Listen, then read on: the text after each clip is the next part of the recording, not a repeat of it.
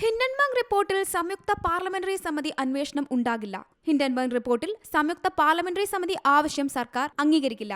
ഹിൻഡൻബർഗിന്റേത് ഗൂഢാലോചന എന്നാണ് സർക്കാർ ആരോപണം. അതേസമയം അദാനി ഗ്രൂപ്പിൽ പണം എത്തിച്ച നിഴൽ കമ്പനികളിൽ സെബി ചെയർപേഴ്സൺ മാധവി പുരി ബുച്ചിന് നിക്ഷേപമുണ്ടെന്ന ഹിൻഡൻബർഗ് ആരോപണം കേന്ദ്ര സർക്കാരിനെതിരെ ആയുധമാക്കി പ്രതിപക്ഷം. വിഷയം സംയുക്ത പാർലമെന്ററി സമിതി അന്വേഷിക്കണമെന്ന ആവശ്യം ശക്തമാക്കുകയാണ് ഇന്ത്യ മുന്നണി. സെബിക്കെതിരെ രൂക്ഷ വിമർശനവുമായി ലോക്സഭാ പ്രതിപക്ഷ നേതാവ് രാഹുൽ ഗാന്ധി രംഗത്ത് വന്നു.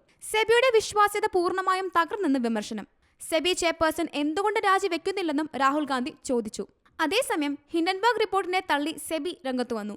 അദാനി ഗ്രൂപ്പിനെതിരായ ആരോപണങ്ങൾ കൃത്യമായി അന്വേഷിച്ചെന്നാണ് വിശദീകരണം.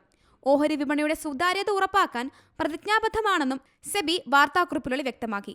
അദാനി ഗ്രൂപ്പുമായി ബന്ധമുള്ള കടലാസ് കമ്പനികളിൽ മാധവിയും ഭർത്താവും നിക്ഷേപം നടത്തിയിട്ടുണ്ടെന്നാണ് ഹിൻഡൻബർഗിന്റെ ഏറ്റവും പുതിയ വെളിപ്പെടുത്തൽ. ബർമുഡ, മൗറീഷ്യസ് എന്നിവിടങ്ങളിലെ കടലാസ് കമ്പനികളിൽ ഇവർ നിക്ഷേപം നടത്തിയെന്നും ഈ കമ്പനികൾ പിന്നീട് അദാനി ഗ്രൂപ്പുമായി ബന്ധപ്പെട്ട ഇടപാടുകളിൽ പങ്കാളികളായെന്നുമാണ് ഹിൻഡൻബർഗ് ആരോപിക്കുന്നത്. National desk, Zee Malayalam news.